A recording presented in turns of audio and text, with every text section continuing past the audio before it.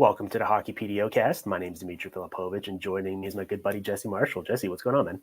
It's good to be back. First one of the year. Ready to go. First one of the year, first of many. So we're bringing back our film club series, which we've done over the past couple of years. And before we jump into it, I wanted to introduce or kind of revisit the concept and the format, because it's the first one we've done this season, as you just mentioned. And I'm sure we've got some new listeners here that have tagged along the way. So what Jesse and I are going to do here is we essentially pick a player and then we go through everything we're seeing on tape from them. Now, if you listen to us on the radio or on your preferred podcast app, that's great. Please continue doing so. But if you want to get an even additional or bonus experience, you can watch along with us on the PDO-cast YouTube channel as well. And that'll be even better for you, I think, because as you'll see as we go along, we're going to show you video evidence of the concepts we're talking about. And I think that'll kind of help you better absorb what we're saying. And also, I wanted to note that our most recent review of the show was from Janhu in Finland, and he gave us 4 stars. And he said 5 stars when it's also available on YouTube. So Janhu, you're in luck. You can watch us on YouTube, and hopefully you'll revise your rating to 5 stars. And that's a reminder for everyone. If you haven't given us 5 stars yet, wherever you listen, please do so now. With that out of the way, Jesse, our subject today is Logan Cooley. And let's get into it. What kind of stands out to you when you watch his tape, when you watch his clips, when you watch this Utah Hockey Club play in general? So, his legs are what drive this entire experience for me. Just these unbelievably powerful bursts that take him from 0 to 1,000 immediately. It's, the legs feed the wolf, I guess, is that adage I'd use in this situation.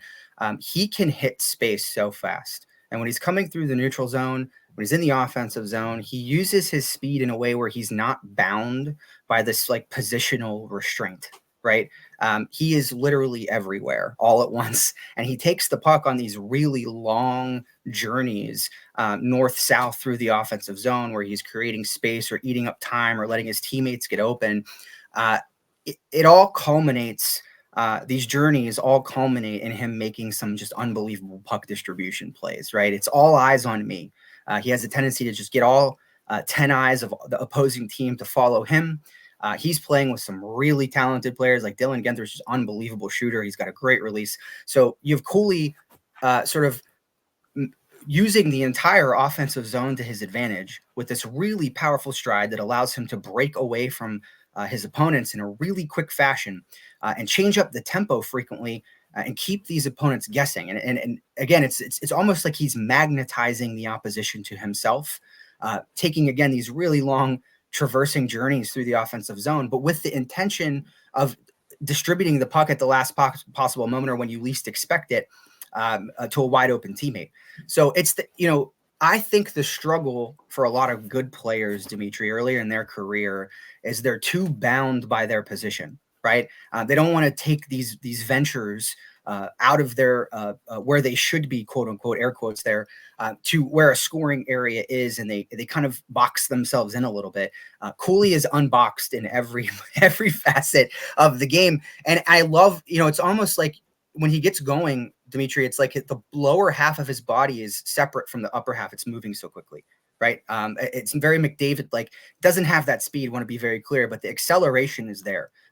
Those first 2 or 3 steps are all power, and they're not long. They're not choppy in any way. He is getting from point A to point B in a very quick fashion. That allows him to terrorize people in all 3 zones. And it's the skating that drives that. Yeah, it makes sense. I'm glad you started with that. It makes sense that this would be the case considering he's 20 years old. And he, most importantly, I think, got to make most of a full off season after getting an initial first taste of the NHL last year, right? You kind of like, you go through that first rodeo and then you figure out what works, what doesn't, what you need to improve on, and then you can get back into the lab. But with that said, I don't want to take that for granted, because kudos to whatever regimen he was on or whoever he was training with this summer, because I just can't, whenever you turn on his tape this year, what I can't help but notice immediately is how visibly faster and stronger he looks right out of the gate. And I'm glad you kind of described that acceleration as burst, because you've already seen this year how he's sort of leveraging that to make opponents uncomfortable with and without the puck, right? And I think in particular, where it's really paying dividends is you're seeing it on the PK so far. I know that's kind of a bit of an odd place for me to start because this is a young, highly skilled, eventual, like really high end point producer, right? Even if he hasn't gotten there yet. But the utility he's already providing on the PK, where last year he plays about 31 minutes in 78 games as a rookie. This year he's already up to averaging about a minute per game shorthanded and looks really good doing so to my eye, right? It's kind of this like modern PKing of using his speed to disrupt puck carriers, to pursue pucks, to knock them off possession and then send them back and kill time in doing so, right? And we've already had a couple sequences that we're going to see here on the clips where he does exactly that. Like he essentially just as a one-man show breaks up whatever entry plan or neutral zone sequence that the opposing power play is planning on, and then kills 30 seconds in the process, sends it back, gets off the ice. And that's such a valuable skill already for a young player. So to go along with all the offensive tools we're going to highlight and put on display here, I think already kind of showing at least the rough edges of that being in his bag as well is kind of makes him such a well-rounded player. And that's something that's pretty rare for a guy at this stage of his career. Yeah, 100%. And you don't often see those young players, especially when they're as skilled as he is offensively, get trusted with those defensive assignments on the penalty kill this early in their career, as you pointed out. I think everything you just said about the penalty kill is also applicable to overtime. He's been a nightmare for people in overtime. Where there's that much room out there and there's that much space, there's no respite for you. That he gets to chasing you down. The next thing you know, you're behind your own net, right? And he's just terrorizing you from the back end. So it's multi-directional too. We talk about this burst. A lot of what I watched in the highlights and going through the tape on him was a back checking. We have to talk about that too. And I agree with everything you said about the power kill style. But man, when he's deep in that offensive zone and that play breaks out the other way, he can cover so much ground in such a short period of time. And he has an extremely active stick. That he uses legally to dispossess people from the puck almost constantly, right? And I go back to this acceleration of those first 2 or 3 steps. He just bakes up so much ground that I don't think people have any reason to be tangentially aware of the fact that he may be coming from behind. I mean, if you're grabbing the puck at the blue line and heading up ice with it and you see him behind the net, you're not worried about Logan Cooley catching up to you by the time you cross the offensive blue line. And that's exactly what's happening. So it just seems to take people by surprise, and his forechecking presence is so aggressive. And he stays on people for such an extended length, it gives them hiccups. They become afraid. Forcing defensemen into making decisions that they just simply aren't comfortable with, passes that they're not ready to make, forcing them to make area plays. And he's got a lot of really quick teammates. And what you see is when he starts hunting people down, they're not discernibly putting the puck on the stick of someone. They're throwing it to an area and thinking, hey, my teammate might have a good crack at this. That's preferable to tape to tape outlet passes for a dozen reasons. So, it's even if he's not getting there and necessarily dispossessing you of the puck, it's just that mere sort of overwhelming presence that's always there. You feel rushed. And I think if you watch over the course of the game, defensemen that he sees, 5, 6, 7, 8 times a night, when he's on the ice, they're making quick, interrupted decisions in the defensive zone just to get the thing away from him and keep him off their backs. Yeah, we're watching this overtime shift in particular that he had, and a lot of the attention, and even on my Twitter feed, as I'm sure you saw at the time, whatever it was a week or two ago, against the Islanders when Dylan Guenther scores that beautiful overtime winner, right? He displays that wrister, and we can talk about that a little bit as well and how that works in tandem with Cooley's passing. But that got most of the publicity and attention, right? Because that's the goal. That's the sort of high-end skill that we appreciate. If you backtrack and watch that full sequence, though, what really stands out is, first, Cooley just badgers Bo Horvat into essentially just having to leave the zone, even though he has possession, right? And then he goes all the way deep into the defense, into the other team's zone, badgers, I believe it's Ryan Pulock or I forget who, makes them make a mistake. And then on the Guenther goal, it's his middle lane net drive that completely pushes Semyon Varlamov back and forces him into an uncomfortable position, and Gunther's able to take control, right? And so those are the types of things already off the puck. These are like little details where he's leveraging a high-end skill he has, which is his skating and his burst, and then doing so to disrupt and attack, right? And I really love seeing that, especially from a young player. Here's the other thing too. I know we've talked a lot about his speed so far and for good reason, but you watch the beginning of this penalty kill and look at his hands. It's not just that he's breathing down the neck of these guys. He is actively harassing them with his stick. He's getting his arms in there. He's trying to lift their arms. He's whacking and pinning their sticks down. It's that level of activity. You know, it's not just the presence. It's not just him being there. I mean, he is harassing these folks. this is, I mean, that's, you want that. I mean, that is, it's those moments where, you know, you're trying to break the puck out as a defenseman. Somebody comes in, gives you that quick stick lift. Your concentration is on getting the puck back, right? Your concentration is on, you know, the stick in your side or him trying to lift your arm up. It's not where you're going with the puck, right? And he's just so distracting as a player with that presence and that reach and that active stick. You see him constantly getting it down in a lane, or it's constantly in that disruption mode where his arms are down, he's on the ice level. And he's primed to make a deflection on anything that you're about to do. So the legs get him there, right? But he's taking that next step action of causing even more disruption with his stick and constantly being active with it. That's the part to me that also stands out here, is that really ratchets the panic level up for a defenseman, right? When you're already there physically, presently, and they know it, and then you start getting into them, lifting their arms up, lifting their stick, giving them a couple, you know, non-callable whacks as they skate out. That's the total package. This is why we work as a duo, Jesse, because I'm here focusing on the lower body and I'm like, check this out. And then you're like, actually, let's also look at the upper body and give that a bit of love here as well. And I think that's a really good shout on your part. The one final note that I have on his skating, and I don't mind belaboring this point because I do think it has been so eye-popping this season, and also the thing that's going to open the most doors for him as a player, is you mentioned kind of like how he catches defenders by surprise and his skating stride. And I wanted to talk to you a little bit about the mechanics there and kind of how he's deploying that, right? Because there was that instance that you see here against the Bruins where he essentially turns Hampus Lindholm into a practice pylon, right? Like his ability to go from 0 to 100 in that quick burst acceleration. And it looks like such a long stride on his part, right? Like he takes these kind of like circuitous looping routes sometimes as a player and really utilizes the full width of the ice. His ability to go outside inside in that way and just take it to the net is really impressive to me, right? It feels like, I mean, clearly not on the level as a skater of the McDavids and the McKinnon class, certainly, but his ability to hit this gear while he's accelerating in open ice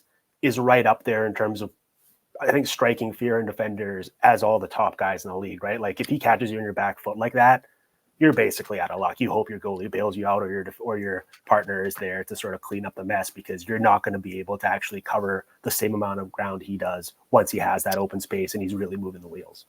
And if you watch it, Dimitri, it's how low he can get. It's his posture, right? But if you watch this clip, he attacks Hampus Lindholm with speed as soon as his hips turn, right? As soon as he sees the defenseman turn his hips, and he knows that there's going to be that moment in time where they're going to have to sacrifice momentum and speed to turn and face him, it's over. You can't recover from that. It's just too fast.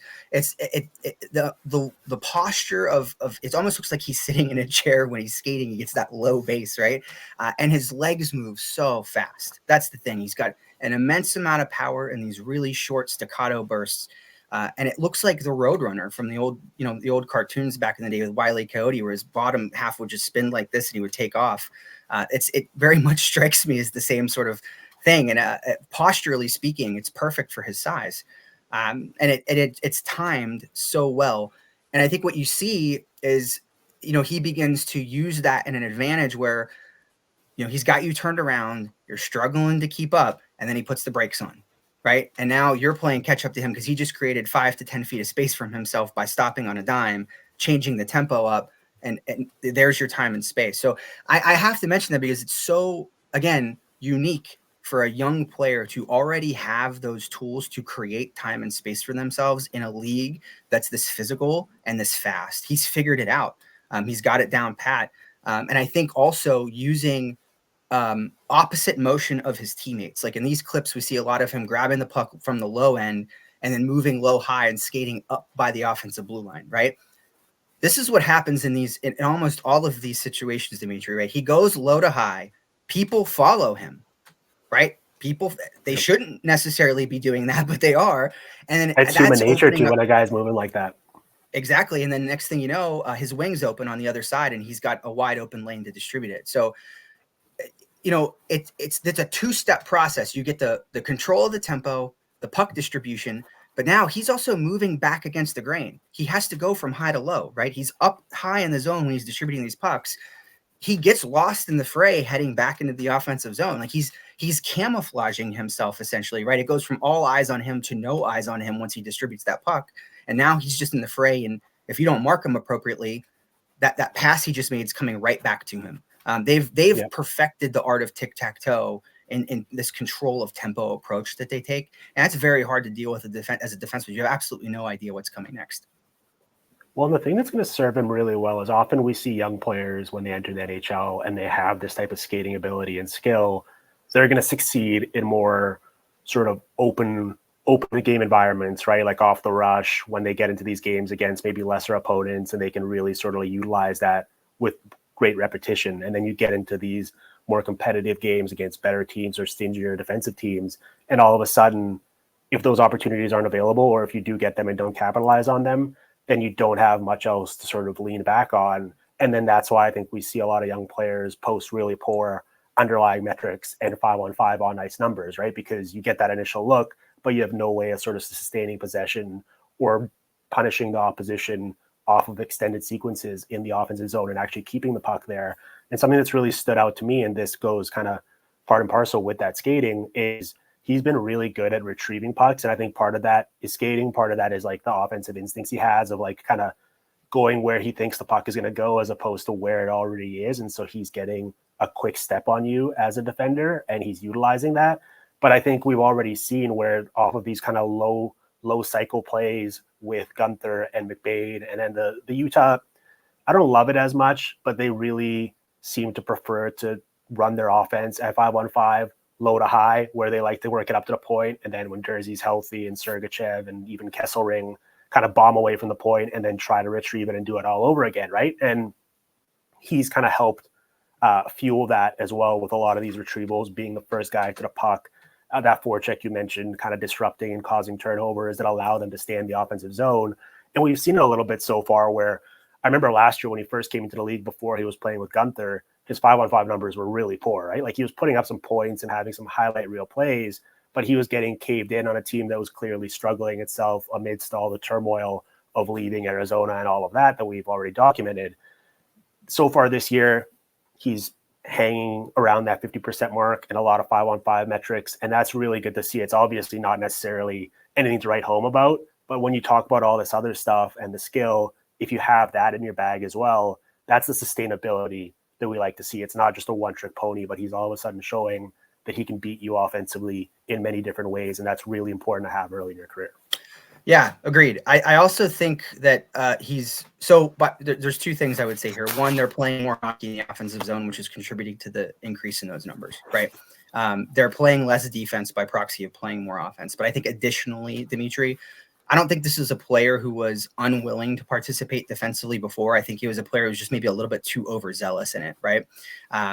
We mentioned he's got the speed. He likes to participate in all three zones. I think it's been a lot more refined this year, where you see him attacking a lot more defensively on whatever his assignment is and being a little bit more contained. We already talked about how harassing of a player he can be on the back check. I think he's done a much better job in his own zone. He doesn't play a super impactful defensive position necessarily. But I think at the end of the day, there's been tangible marketed improvements for him in that space. I think he's gotten a lot better at, controlling how much real estate he eats in the defensive zone.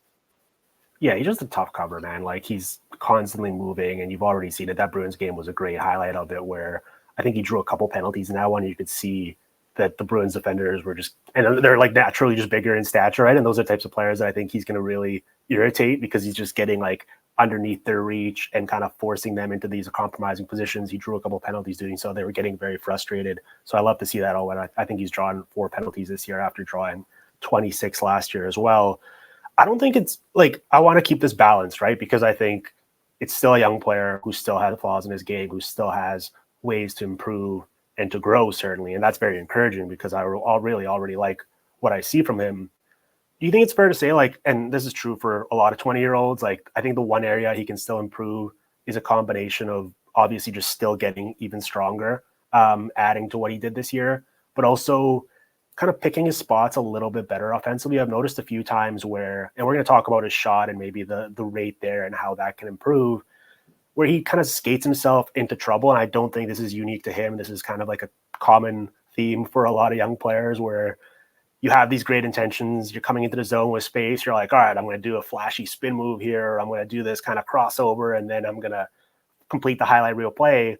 And then you bump into a really good defender and they don't give you that first initial look that you wanted.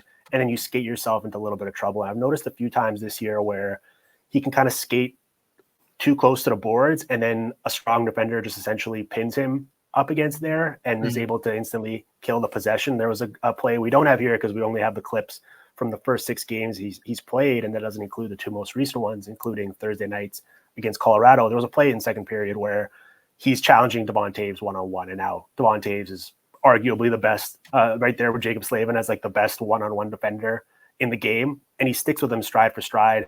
The spin move he tries doesn't work, and then all of a sudden Devon Toews just forcefully pins him against the boards, possession's over as they're coming back the other way. And so I think through tactics and through just like own individual strength improvements, that's an area that I think he can still get better at, and I think he will, but it's just the reality of the situation right now for a 20-year-old. Yeah, I would 100% agree with that. And the thing is, too, is it's worked enough for him that I think he's not so shy in trying it as much as possible because he gets away with it sometimes, right?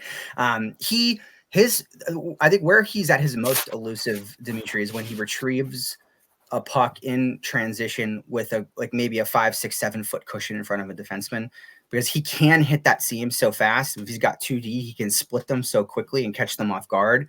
That he does. I agree with you. Does try to hit those seams quite frequently. And again, like you said, when you have those bigger, stronger defensemen, it could get hard to do. The benefit that he has to getting stronger and building up on what he's already done in the offseason, his head is always up.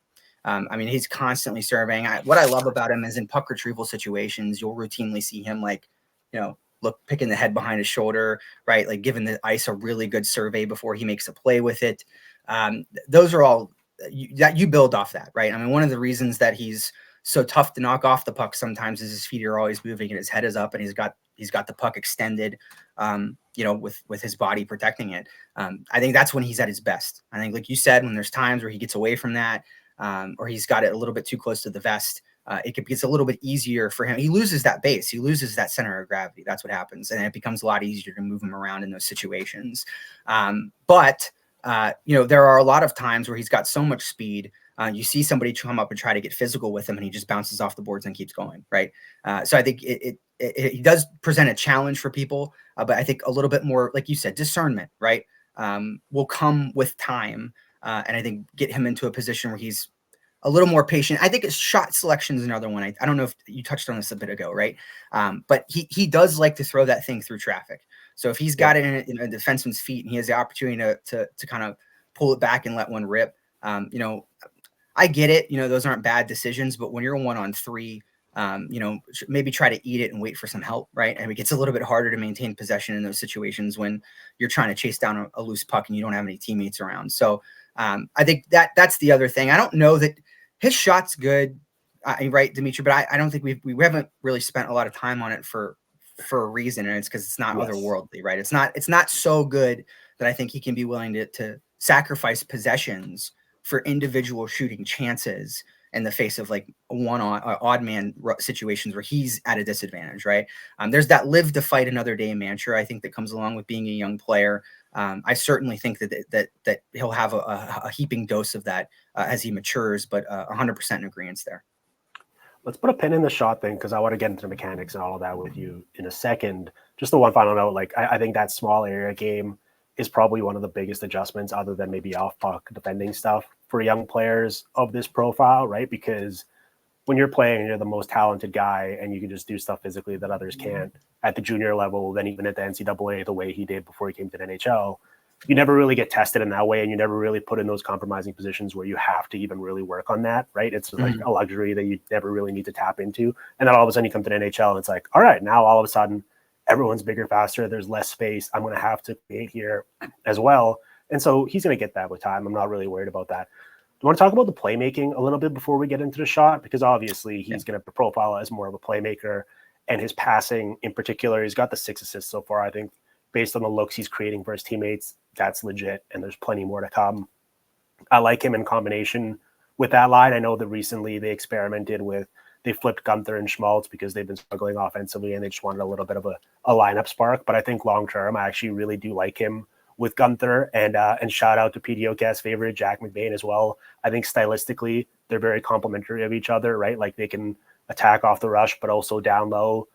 They kind of have the same tendencies in that cycle game, and they can create there as well. And so I really like him in that. I think it's a very complimentary situation. He clearly, as any high-end playmaker, just lives to funnel the puck into that slot, and essentially playing with Guenther as well, like just giving him more shot opportunities from high danger areas is definitely the way to go. So I love seeing that from him. And yeah, you can see the passing on full display, right? Like he's feathering it in there through traffic into the high danger areas. It's a lot of the sort of tactical things that we talk about all the time. Like this is how you create and this is how you score meaningfully in today's game. Yeah, and he's finding those areas again because he's so proactive with his vision, right? Head up, just surveying the ice. You never see him. I mean, he'll throw no looks, right? He knows how to look defenders off, but it's just that overall presence, right? It's a tangible presence, and you can tell that everything he's doing is with the intention of creating time and space. What I think impresses me most about his current state chemistry with Guenther is how well they read off of each other, right? And if he makes a play.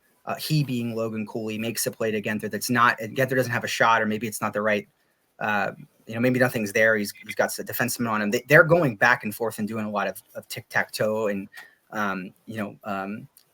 that opens things up. I think again, the use of both the low high and going against the grain, that creates this synergy between the two of them, where they're often moving in the opposite direction everybody else is.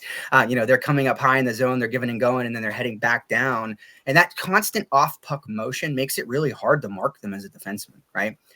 We think about traditional defensive systems in the NHL. They're not man-based systems, right? We're dividing the ice in half or making it into zones, and we're making reads based off that. They're in transition through those zones constantly. So the responsibility of who's supposed to be marking them is always changing. Right, their off puck movement dictates. I think that you kind of have to have a little bit of a heightened sense of awareness when they're on the ice.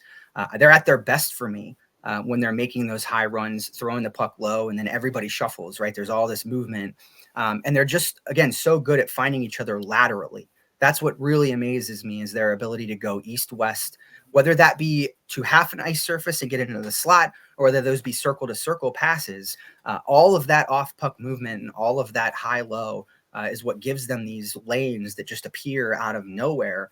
And again, the strength for Cooley being, yes, he's an unbelievable distributor of the puck, right? But it's what he does after that is super important. It's immediately becoming available for a give and go, immediately getting his stick down, getting to an open area, keeping his head pivoted, knowing where his responsibility is and who's supposed to be marking him and how do I get away from that person. That is, people throw the word chemistry around all the time, right? It's like this ubiquitous term in hockey that could just mean you're scoring a lot, right? But I think if we wanted to actually, usually it does. If you wanted to actually define what it looks like on the ice, I think you watch these two. They discernibly have it between each other, and they know, if Cooley comes in with a head of steam and he puts the brakes on, Guenther knows what to do with that situation, right? I mean, that's they've done it what seems like 1,000 times already. That to me is super encouraging, and I'm looking very much forward to watching that partnership continue to evolve over the course of the rest of this year. It's a really fun one. I'm right there in lockstep with you. All right, Jesse, let's take our break here, and then when we come back, we'll jump right back into it. We'll finish up here on Logan Cooley and get into a few more parts of his game and things we're seeing from him this season. You're listening to the Hockey PDOcast streaming on the Sportsnet Radio Network. All right, we're back here on the Hockey PDOcast with Jesse Marshall. We're doing our film club study of Logan Cooley's game so far this season. We sort of danced around it before we went to break, right? We talked about his playmaking. You sort of referenced the shot. He scored 20 goals last year. He hasn't scored yet this season. I don't think it's necessarily for a lack of effort, because he's certainly had some good looks, in particular in tight against goalies. The shot rate is up a little bit, right? He was at 5-on-5 last year, 11.8 attempts per 60, which was not very good compared to other qualifying forwards. It was like in the bottom third, essentially. This year he's up to 13.7. So he's on the way up. The high danger attempts are up as well, which kind of matches what you're seeing on the tape. He's obviously never going to, I don't think, profile as a high-end goal scorer. A lot of his points are going to come from assists, and that's perfectly fine on this team, especially playing with Guenther, as we highlighted. But I want to talk to you a little bit about both his shot mechanics, because I think that's still a work in progress for him. It kind of reminds me a lot of when Jack Hughes came into the league, right? Where it was like he gets some looks from high danger areas, but you wish he did a little bit more with it.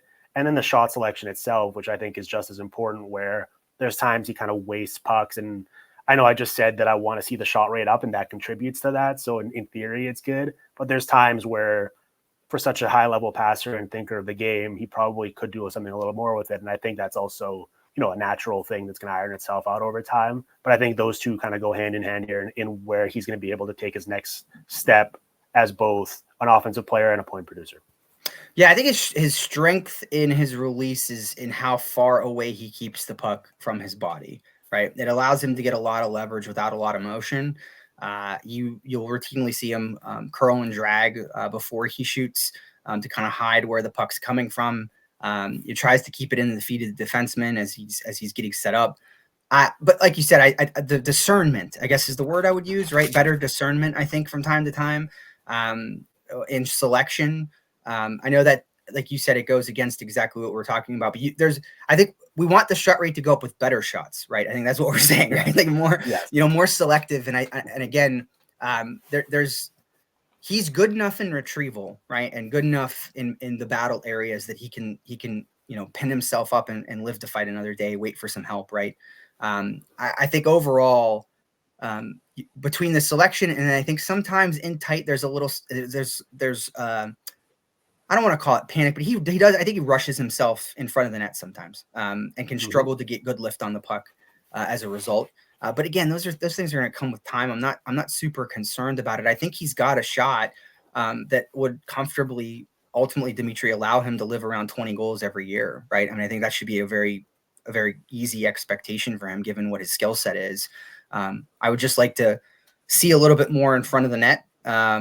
There's a couple highlights you saw here where we took a couple drives to the crease. I'd love more drives to the crease. I think that's the one element that's been a little bit busy this year. And we talked about that burst he has. You can really make things happen with that burst when you're down and tight and walking in out of the corner or off the half wall. I think that's what's missing. Right now we're seeing a lot of, I've come across the blue line. I have a guy keeping a decent gap. I'm going to pull it back and shoot it through him. Right. That's low percentage. You're outside the circle. That's a long distance shot. Don't get me wrong. It can work, especially if you get height on it and you're hiding it from the goalie. Maybe they can't see it.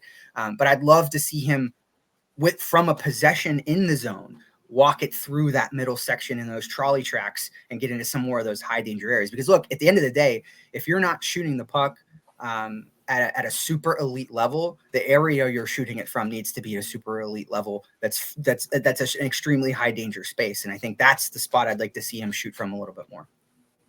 I think that's also a balancing act for young playmakers as well, right? Because you need to strike this fine line between obviously tapping into your preferred play style and what makes you most dangerous and effective, especially when you're playing with a Guenther, where it's like, all right, it makes more sense that he should shoot this puck because he's better at it than I am. And so I want to work to get him the puck there, while also keeping opposing defenses honest and at least kind of planting the seed of doubt in their mind that, all right, I might actually shoot here, so you have to respect it as opposed to just cheating. And doing so is not only going to increase his goal total and make him more dangerous, but also is going to open more passing windows then accordingly for him to actually do what he wants to all along. So just disguising his intentions a little bit there is going to help quite a bit. I think that just comes with more reps. A lot of his shooting also, like I know this is like a big Darryl Belfry thing, comes off the move as well. And I think he's a little bit noisy in his mechanics there as well, where because as you mentioned, his feet are always moving. He's always active and trying to do something. I think sometimes he doesn't get set properly, and maybe that's why he's not lifting the puck as much. And it's kind of just like, all right, the goalie's just able to scoop it up or kick it out with pretty relative ease. And so I think that's something he needs to work on. I think that'll come with time and with strength as well. But those are kind of areas where I look at when I watch his game and I'm like, all right, how does this guy logically take a step now from being where he's at now to what his ceiling is in a couple of years? I think it's going to come mostly through that, and I have faith that he's going to do it, but we still need to see it. Yeah, there's a lot of snapshotting is what I would call it, right? Like limited motion, very quick motion. You're not trebucheting the puck off your stick from the back of the blade and creating that sort of scoop that gives you a lot of lift and a lot of velocity. So I would agree with that. I think especially exactly what you said about it, one, being in transition, right, which is where I think it's happening most, and then two, as you said, off of a move, right? I also think that I would like to see more of the shot off of protecting the puck. I think that's the one he has to me that's really the scariest, or maybe brings you to the edge of the seat the most. He does do a really good job of keeping that thing extended away from him, right? Got an arm out, maybe he's protecting it, and then to come from there and be able to like do a little curl drag shot, right, and get a little bit of extra motion on it. He hides that really well, right? I mean, I think it's hard for goalies to see that when you're in traffic and when you've got your body bent down and you're protecting the puck away from them, right? To their eye is not going to immediately be able to see where you're cradling it at and where the origin of the shot is coming from. And it flies off the stick, I think, in a lot more volatile of a manner in those situations. So yeah, I agree with you. Less on the staccato side. I'd love to see a little bit more of that shot come from that puck protection posture. Yeah, they've had a few sequences, and I think this kind of illustrates that the intentions are in the right place, or like they're onto something where on the power play, right? Like he's the one taking the draw as the center. And then once they win it back, they've got this nice little motion or set play where like he drifts across to his one-time side and they set him up there.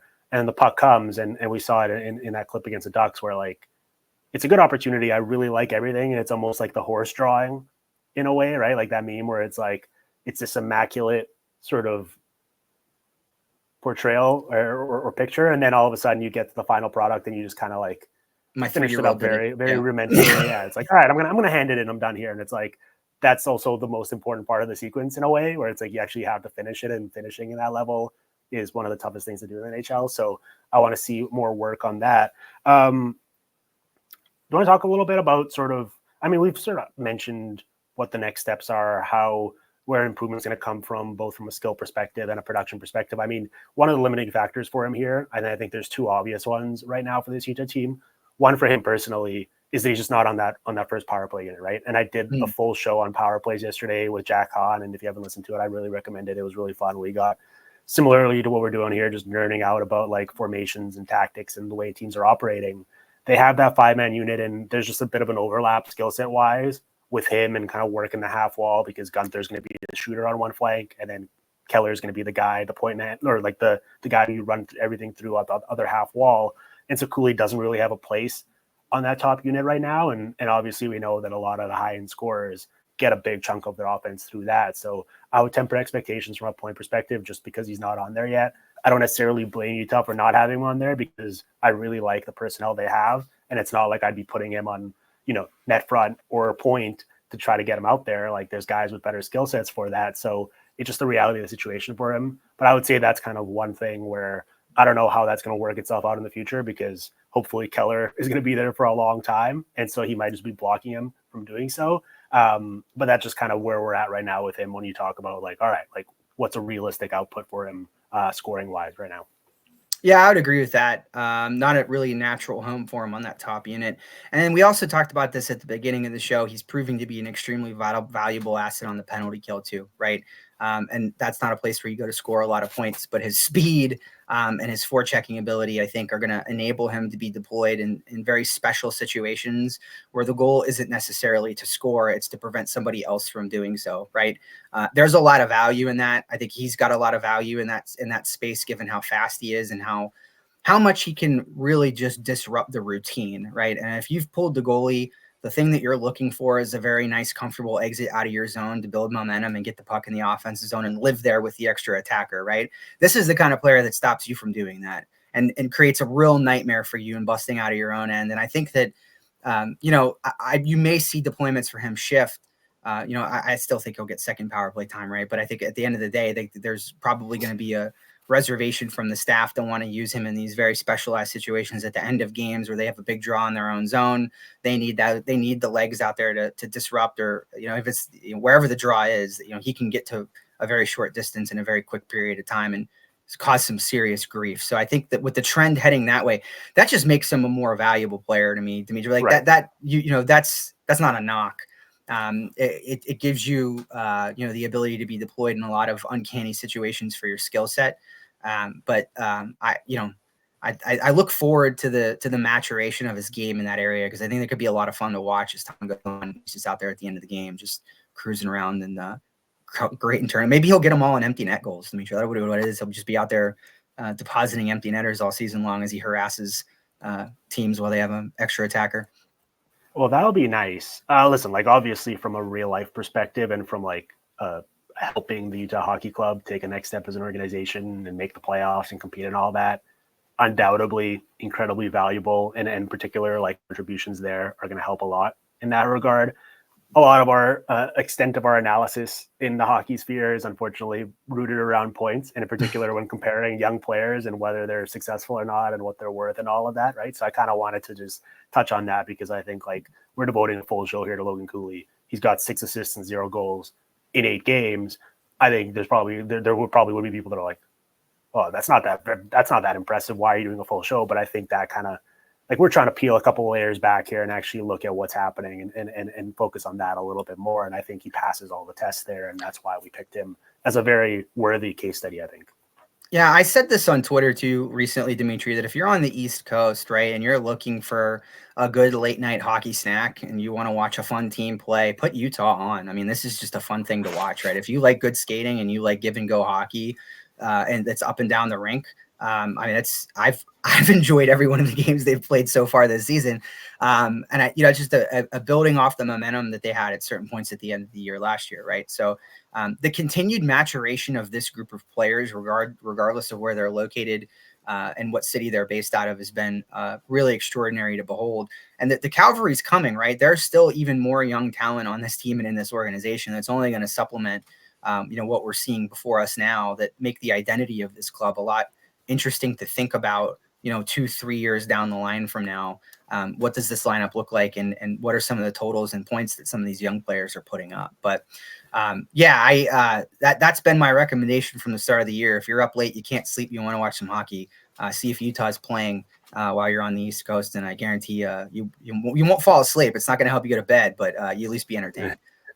Yeah. Well, I think one of the reasons I'd selfishly like to see them keep playing competitive, fun hockey beyond the entertainment value is, as you mentioned, that salary, right? Where like they're just stocked still with such a treasure chest of picks, in particular second rounders, which teams covet quite a bit, even though they don't have the sticker price value of a first rounder, I guess. And so if that empowers this organization, and it seems like they are going to be much more willing to spend and keep adding and actually doing what it takes to build out a proper NHL organization, all of a sudden now, if they're actually willing to add and use some of those and leverage them into other players that can help, all of a sudden now we could be really cooking with something. Now, listen, I think the timing of the show could have admittedly been a bit better because you and I planned it the previous week, and then I got sick. And so we had to put it off for a week. And in the meantime, Sean Dursey got hurt, right? And he's out for a couple months. John Marino, it was revealed, was going to be out for a couple months as well. And I think one of the other limiting factors right now they're going to have to work around is just the defensive talent, right? Because they're all of a sudden asking a lot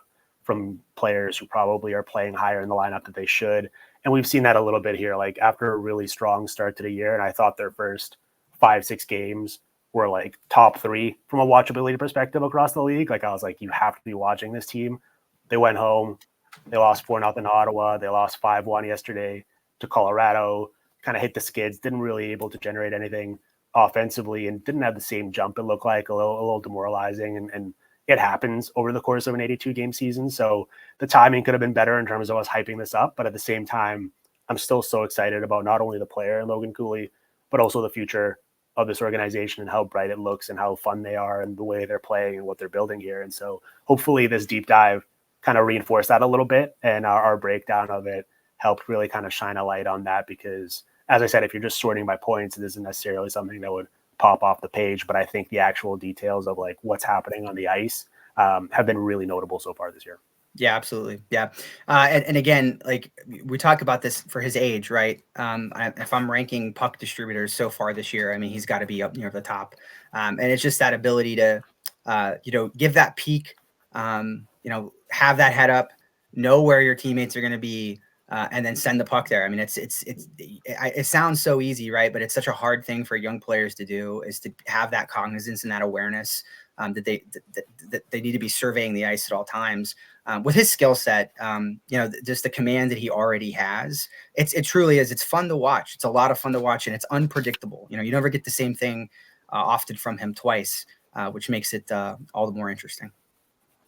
Got any other notes on Cooley, or just you to hear in general? I know we were talking before we went on the air that you're writing for McKean's as well this season, and you're going to be, I think, writing something kind of profiling them as well. Anything else kind of that you think is notable here while we're still recording?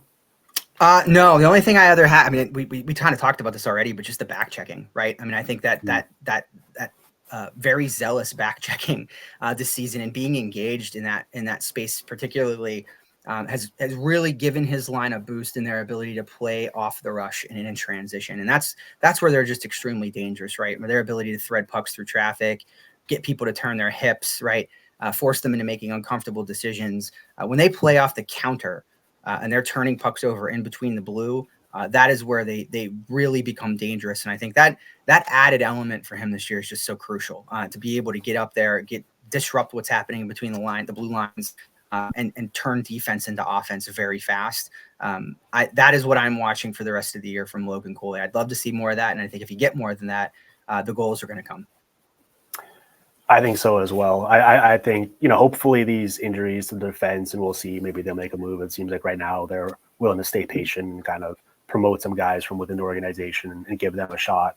Hopefully it doesn't submarine everything, right? Because I think the entryway into the season for this organization was incredibly fun and something you could really easily, as an unbiased third party, just latch onto and root for.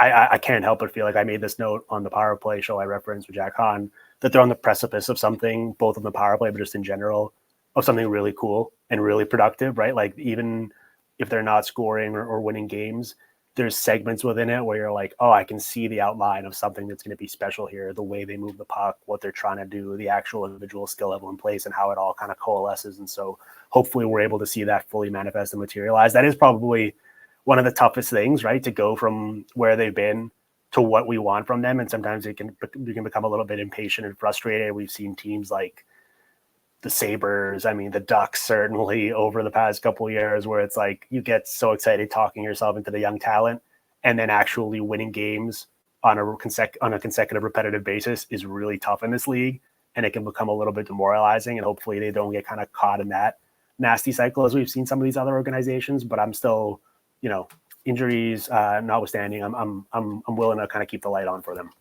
Absolutely. Same here. Yeah, 100%. All right. That's all for today. That was a really fun one. I really enjoyed that as our first film club of the season. Want to plug some stuff? I mentioned your writing there, and tell people where they can find you online and what they can look forward from you moving forward. Yeah, you can find all my Penguins-specific material at The Athletic and all of my NHL-specific material at McKean's. We'll be talking about both those. We're going to continue the Utah discussion on McKean's next week, and just some really depressing stuff about the Penguins will be coming out too. So make sure you don't miss that if you're a Penguin hater. God bless you for sticking with watching the Penguins. It's been a tough start to the season for so many ways. They're not boring games. So they're not boring. They're not boring. Embarrassing, maybe. Not boring, certainly. Yeah.